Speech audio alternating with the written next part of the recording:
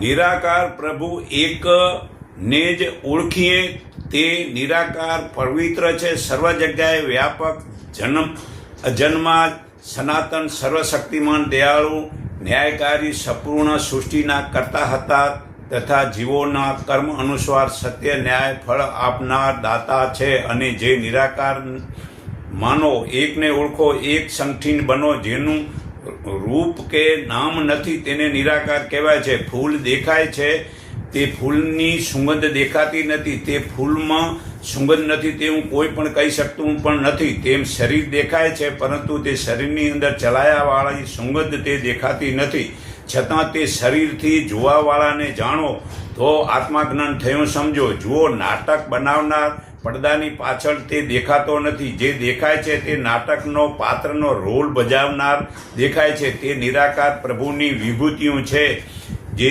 વિષ્ણુ, શંકર, રામ વગેરે.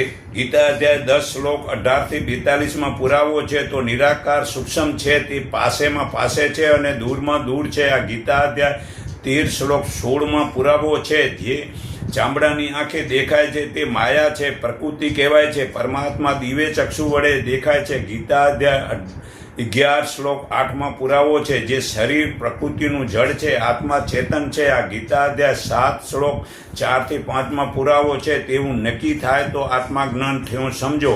દીવો એટલે શરીર, તે દીવાની જ્યોત ઝળહળે છે તે નિરાકાર પ્રભુ સમજો. અને જ્યોત ઝળહળે છે તેનો જે પ્રકાશ તે આત્મા સમજો. અને તે દીવાનું કોડિયાની નીચે અંધારું તે માયા સમજો. અને પ્રકાશ એટલે જ્ઞાન, તે જ્ઞાન પ્રકાશના દીવા વડે અંધારું એટલે અજ્ઞાન કાઢી નાખ.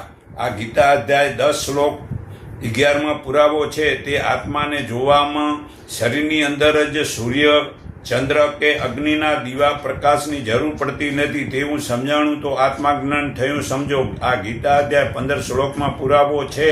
તે આત્મા કપાય નહીં, બળે નહીં, પાણીથી ભીંજાય નહીં ને પવનથી સુકાય નહીં તેવો છે. એ ગીતા અધ્યાય 2 શ્લોક 23 પુરાવો છે. તો હે અર્જુન, તું સર્વભાવથી તે પરમેશ્વરને શરણે જા, તેની કૃપાથી તું પરમ શાંતિ અને સનાતન થાન મોક્ષપદ પામીશ. ગીતા અધ્યાય 18-62 પુરાવો છે. હે અર્જુન, તું સર્વભાવથી સર્વે ધર્મ છોડીને તું મારા એકના શરણે આવ, હું તને સર્વ પાપથી છોડાવીશ. તું શોક ન કર. ગીતા અધ્યાય 18 શ્લોક 66 પુરાવો છે. જે મનુષ્ય આ જ્ઞાન મારા ભક્તોને કહેશે તે પરમ ભક્તિને સિદ્ધિ કરી ચોક્કસ મને પામશે. તે મનુષ્ય આખી